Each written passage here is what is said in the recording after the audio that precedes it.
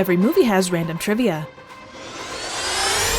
And here at Trivial Theater, I explore some of these movies and the random circumstances that make them the weird creations that we love. Now, I've been a fan of movies since way back, and films that are considered obscure, random, or straight up bad are some of my favorites, because they usually include some strange twist of fate that turns a normal film concept into something completely unexpected, for better or worse.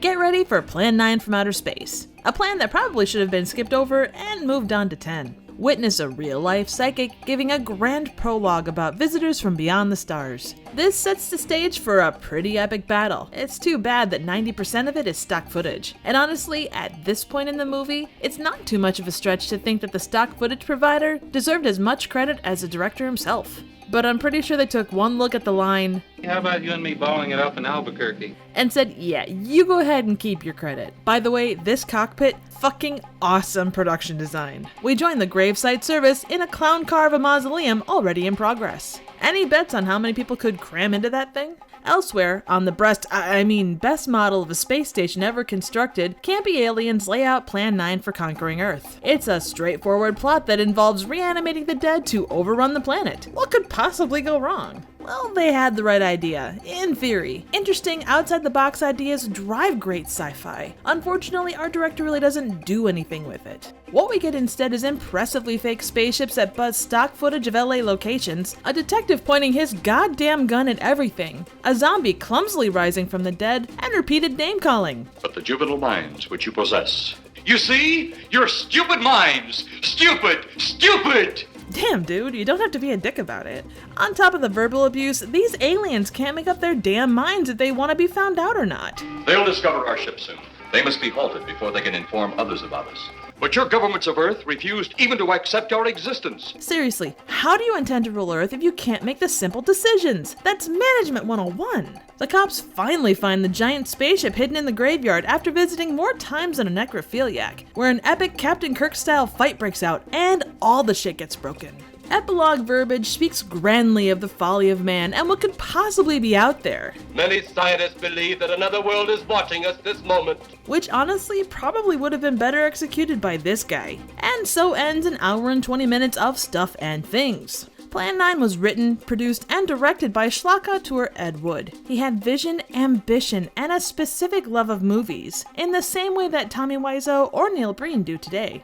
In a really outside-the-box idea, he persuaded a local Baptist group to fund his movie, and in the process, some cast members were even baptized. Plan 9 is notable for a couple of reasons beyond its well-documented terrible production values. In large part, Ed Wood built his stories around stock video elements to save money. It's one of the hallmarks that stretches across all of his films. Plan 9 is probably most famous because of the untimely death of Bela Lugosi, mere days into production. Lugosi starred as one of the first and most definitive incarnations of Dracula way back in 1931. He was replaced through the movie by a chiropractor, who walked around set with a cape draped in front of his face. Yeah, that's how they chose to handle that. From scene to scene, it would go from Lugosi to chiropractor and back to Lugosi. Honestly, that seems a little derivative, doesn't it? The special effects are as schlocky as the story, and believe me, that's saying something. Effects in the late 50s were pretty primitive by today's standards, but even then, Plan 9's were, well, yeah. The various graveyard scenes are prime examples of this.